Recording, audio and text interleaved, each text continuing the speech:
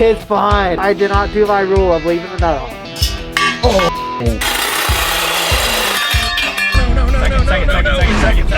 Second. We're going to do our best to make this a home-friendly family wagon again. Things are fine. Things are good.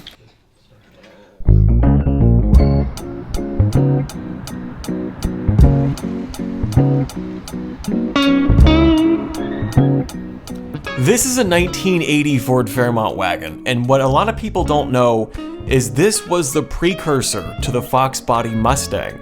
The Fairmont and the Mercury Zephyr predate the Mustang by one model year, 1978, making them the original Fox platform car, and I think that's pretty cool.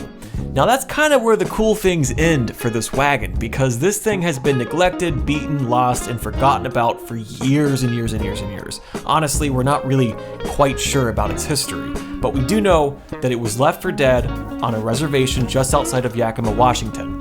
3 of my friends flew in from Ohio to help revive this car, and at this point they had not seen it yet. So when they showed up, it was kind of a surprise.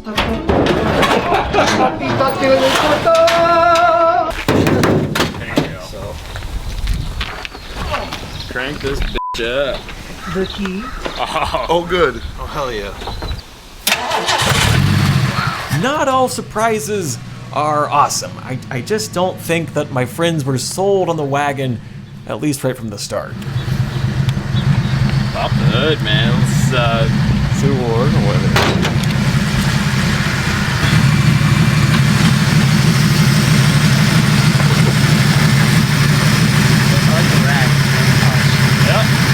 Runs like shit.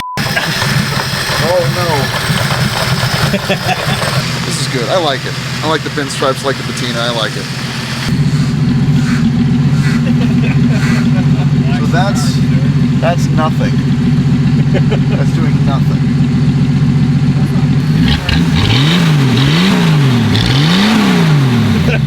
That's oh, I'm sorry. You made it, Matt. This thing is nice. I daily it. Oh yeah, that's lovely. I want to see how it feels to scoot forward some.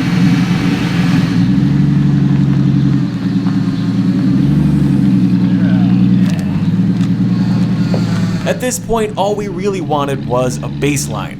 What is this car like, and what are we up against? We had a lot of questions, and a lot of which were pretty important, especially for a 40-hour drive back to Ohio.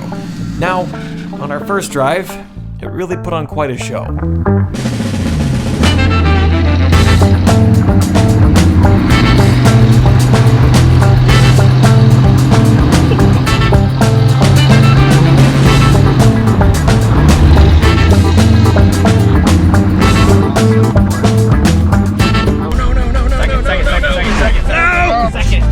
How are the brakes? Horrible. How's the clutch? Bad. How's the shifter? Worse.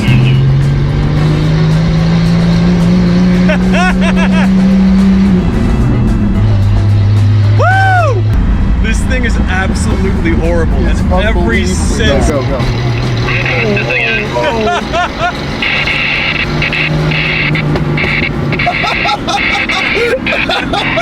Holy shit.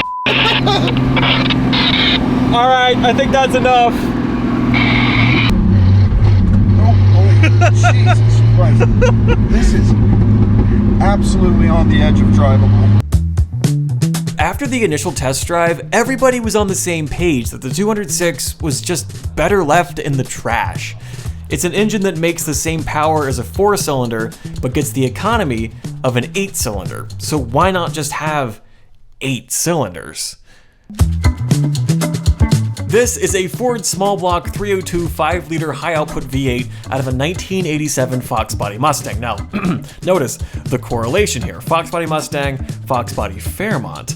So this shouldn't be a very hard swap. Now, with that said, we only have 3 days to pull this off, or we're just gonna have to fly home.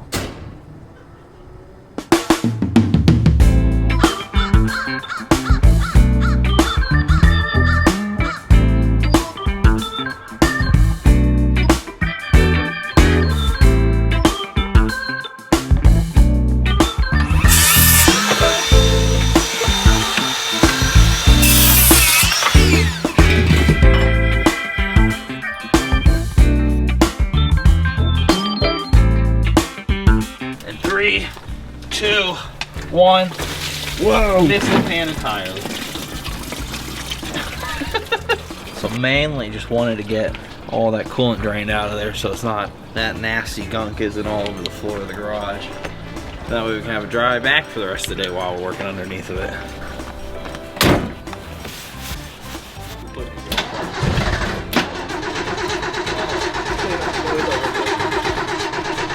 In some weird way, it was almost like the 206 knew that its hours were literally numbered, and because of it, it just wouldn't start. Crank, crank, crank, cough, sputter, and ultimately just die, and die, and die.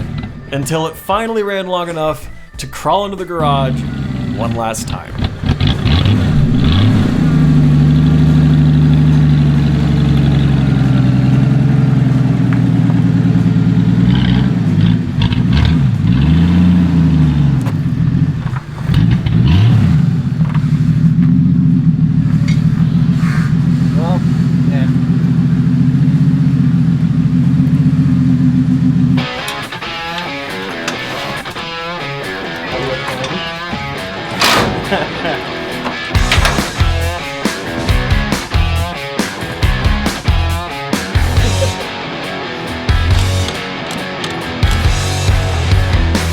Now here's the question. Can we just sawzall through the exhaust right there, or should we unbolt it?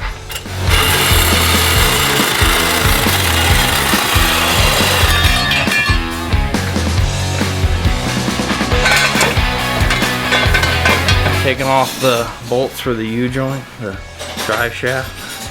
So get it dropped out of there, get that disconnected, and get the transmission out of there. Get that engine up and out of there. Oh man. I'm lazy. You got any sockets? I think with a little bit of love, we could have got it home with this engine. Oh God! Yes, we can.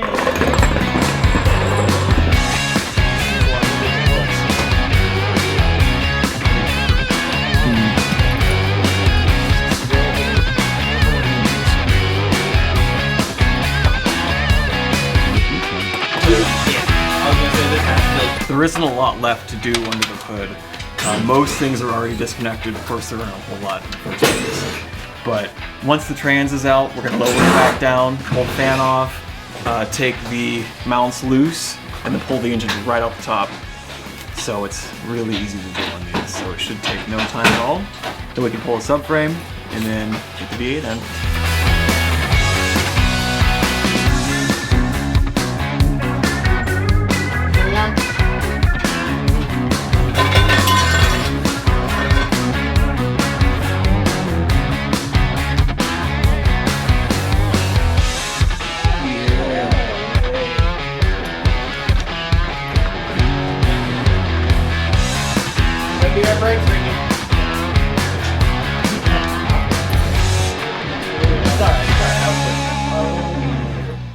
Sweet.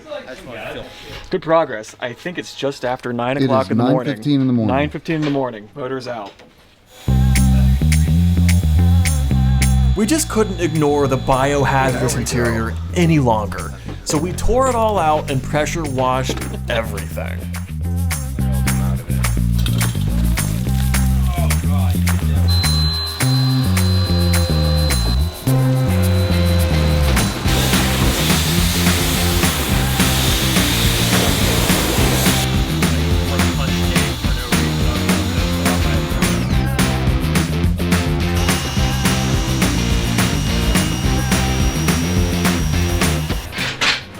This is a far cry from what it was. The rat pee and mouse nest infestation. So, got it really cleaned up nice. Smells 100 times better already, which is really awesome. So now, we really need to pull out the K-member because the straight 6 cars have a different K-member from the 2.3 and the V8 cars. So we have a K-frame out of an 87 Mustang GT that we're going to swap in its place. And of course, to do that, we have to pull apart all of the suspension. So we're going to do that now. Get her swapped.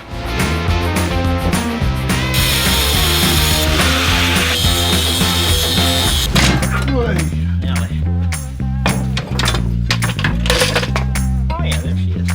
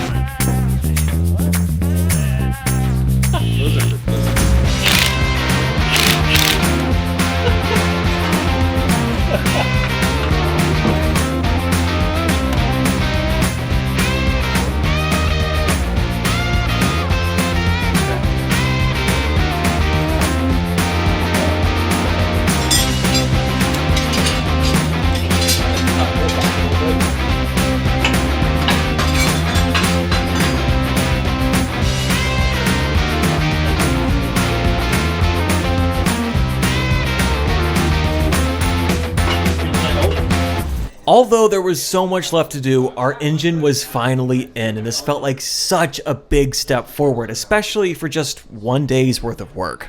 I mean, for our first day, Start kicking butt. yeah, Yeah. technically What time is it? 13 and a half 7:21. hours in. We have an terrible. engine It's like in, I'm we just- have K-frame done, we have Yeah. interior's almost nice and cleaned out where it actually kind of smells okay. Yeah. And So I think we'll have a little bit of time on our last day to have some fun. tomorrow we gotta go hit up like a driveline shop and get a new slip yoke. Okay. Is that okay? I was gonna ask about that. Yeah, So, I think if we just get like a longer slip yoke, it'll be fine. Yeah. we were able to use the original drive shaft, but it's an inch too short. So there's like an 1 3/4 engagement into the tail shaft of the transmission. Otherwise, there was 2 3/4 inches or however it was. So there's a possibility that we can get longer slip yoke to take up the extra space. And if that's the case, we're getting off easy, especially when or considering having a drive shaft built or even shortening the one that we had. In 2 So- days is, yeah. Yeah, this is pretty good. So apart from that, the only other custom work that we might have to have done is an exhaust, but we do have an X-pipe kit, and We got welders, we got yeah, some we got material. welders, we can get pipe. We can get we can cherry make ourselves bombs or almost- purple hornies. We can make ourselves. We'll make ourselves a NASCAR boom tube. We'll get it going. Boom tube. What spec carb is that, James? This is the too small carb with Perfect. no choke. Okay. Oh, I love This it. is supposed to be run in tandem on a tunnel ram intake on a very large engine. So it's very wrong for this application, but new in box from 20 years ago, and it was cheap. So that's what we're running. Now, I want to reiterate that the goal of this project was budget hot rod. So I splurged on nothing, which is wonderful. I dropped the ball a little bit. Actually, kind of a lot of it. How? Well, there were a few things I forgot to get that would have been real nice to have, Like what? including the ball for the throttle and the bracket for the cable. Okay. So we're gonna have to make some stuff or find it locally. It was finally time to call it a night and revisit this project the following morning. And that following morning came a little sooner than anticipated. Again, because of the time change, we woke up super early, but this time morale was a little better because we had actually gotten pretty far the day before. Tried not to like blow it out everywhere. I was wanting to, but basically got all the mouse pee and poop and gunk off of it to the best of our ability. So it doesn't reek.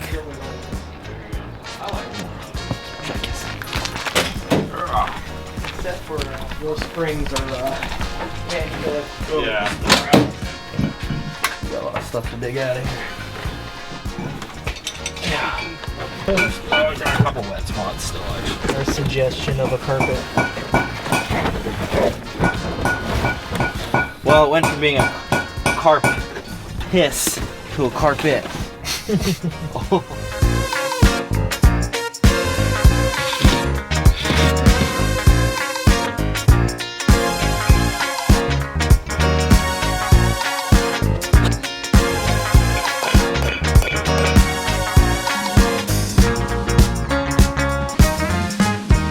Day one was great. We worked for 12, 13, 14 hours out here and got a ton done. Come here, check this out.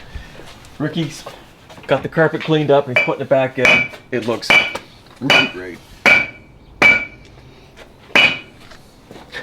Kyle's reassembling our original rotors.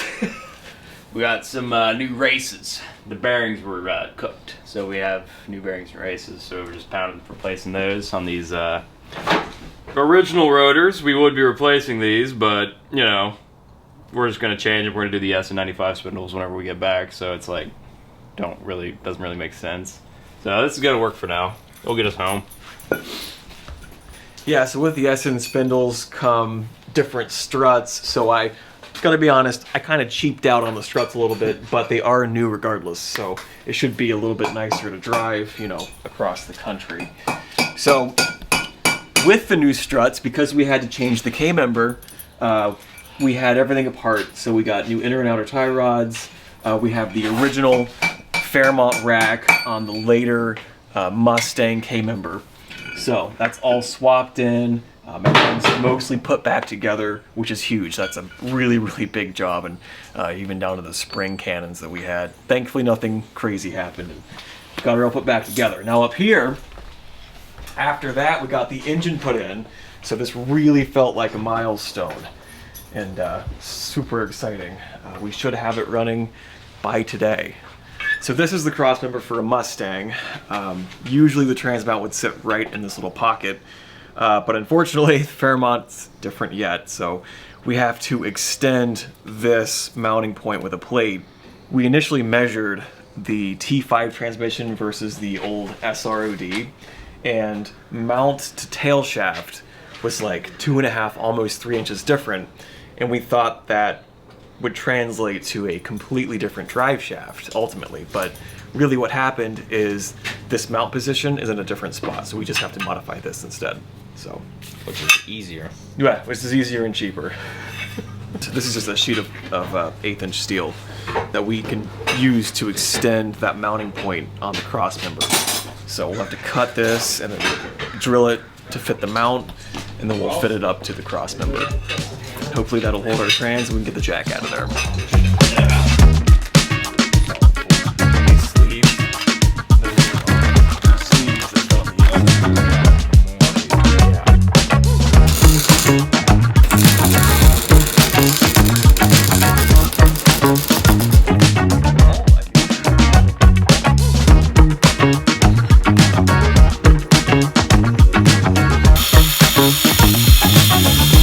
Not the prettiest work, but one side's done. It's not ugly. Gotta grind down this side. Once I get that grind down, we'll get these bushings in, and then cut the pins to length to get it up in there, and then figure out this part. So, that's happening. Getting there.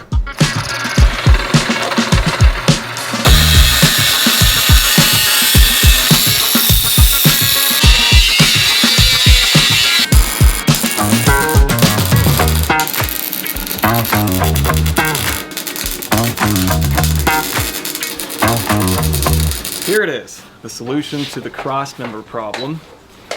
Originally, the slots were here, so now they're here, 2.5 inches further back towards the axle or the back of the car. So we're gonna paint this up, put it in.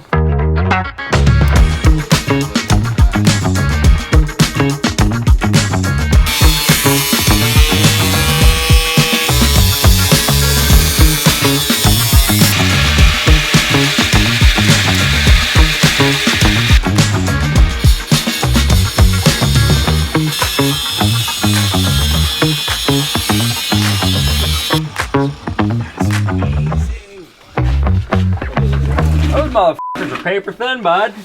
We have to go to the parts store. The rear brakes are shot, but thankfully they actually have everything in stock, so we're getting shoes, wheel cylinders. This thing has 10-inch rear brakes, which are the same as a Ranger. Most of these cars have 9s. We have to look for some other stuff too, like the hardware for the brake shoes, and then the ball stud and the throttle cable for the carb, so we can hook up the pedal. They're a lot easier to do if you have like the drum brake. Well, then it won't be We have a throttle cable now. We had to kind of bend and kind of squidge it into from the original cable to this, but it works. It's not going to get caught up at all. Mm-hmm. So I think that's good enough. That's good enough. Okay, this is a late Mustang 5-liter clutch cable, and notice the end. It's just basically the clutch pedal quadrant has 2 fingers that this slips between and holds it like that.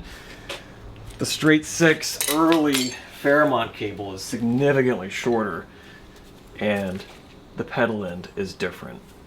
So we're gonna have to find a way to cut this off, drill it out, and potentially just weld it to the later end, because we can't use this. It is definitely too short. So that was one thing we're gonna have to solve. But yeah, look at the difference. The more we thought about it, the less we wanted to cut up our brand new clutch cable. So we ran over to the Yakima U-Pull-It to see if they had anything we could use. Let's go, guys. These are the stars of the show. Big boss man right here. Yakima U-Pull-It. All right, we're here for We're here for some stuff. All right, we're looking for SN95 Mustangs. There are 3 here that we've seen. 2 of them have a stick. They're all V6s. They're pretty well ragged, but what we're after is not a big deal. We need a clutch cable quadrant, a shifter stick, and a dipstick. Pretty basic stuff.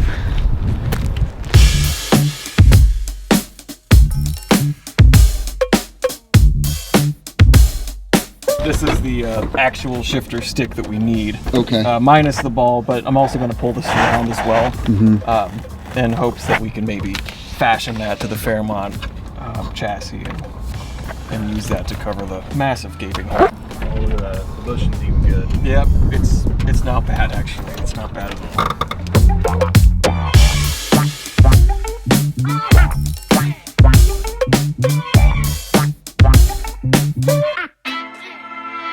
Although we got a shifter and dipstick, we had no luck getting the parts to make our clutch cable work. They did give us some shirts though, so that kind of made up for it. Thanks so much. You guys have a good day. Thanks, you too, man. Drive safe. Great to meet you. Hey, likewise. You guys have a good one. Get that subscribe button. We might be back tomorrow, man. Hey Kyle, what you been doing the past couple hours? Making battery cables work. Wired up the alternator. Cut off all the old stuff for the old 1G alternator. Yeah. Next, I cut the plugs off the old motor. We just need to hook up the one wire for the HEI into the factory coil wire, and then to wire up the fuel pump. That's pretty much it. It's pretty straightforward. It's about as simple as it gets with an HEI. So, finish that up. Ricky got the pump in. It's all plumbed. Well, we need to hook up the fuel line. But the pump's in. We're just running one of the Carter rotary vane pumps. It's internally regulated at like 6 or 5 psi or something. So that'll be fine. We're just going to run a deadhead system. And that's pretty much it. One thing we got to wrap up today is the cross member. I really want to get that in, and so we can pull the jack out, and then from there we can figure out the drive shaft and exhaust. Apart from that, they're working on the wiring right now. Derek's fixing the drilled out ignition. We're gonna have to strip that. Okay. You want to cut it apart? Yeah, we're gonna have to strip that so we can see what is going on with that. Oh shit. You alright? Yep. He just threw a steering wheel in his nose and he's bleeding now. What happened? Well, knows. To the face. We'll be fine. Like a This is fine. I did not do my rule of leaving the nut on. That's my fault. So if I'm excited. I'm doing he things. hits the start. The pedal assembly, so brake and clutch, in this Fairmont is different than your standard Fox body Mustang. So we were kind of at a loss for a minute. But Derek's coworker totally came through with a parts car. A V8 stick. Dan the Man came out with a stick V8 parts car, and he gave us the entire pedal cluster out of it.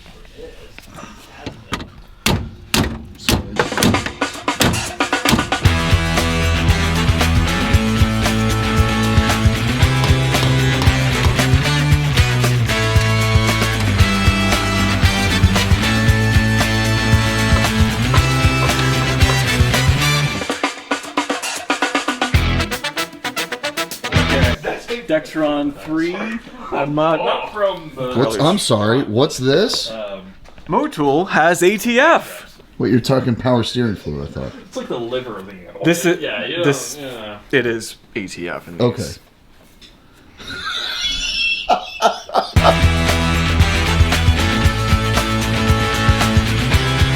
Yeah. Ugly.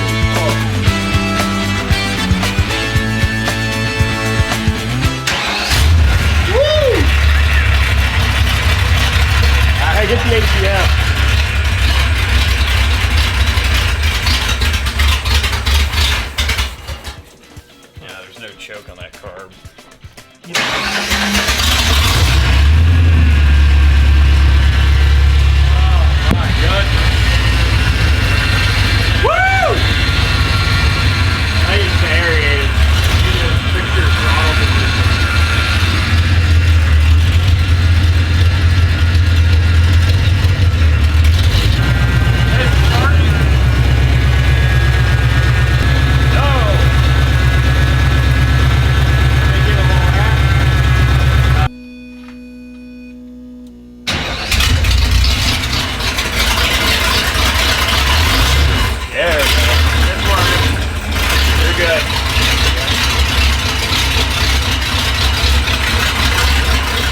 The charging problem was just the beginning of a litany of issues that we wouldn't find out about until the next day, actually the next night, before we were supposed to leave for a 40-hour drive all the way back to Ohio.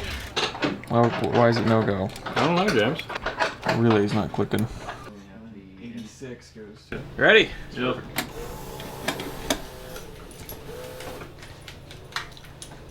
Nothing, no crank. Ow, what the f***? But we'll save those details for the next video.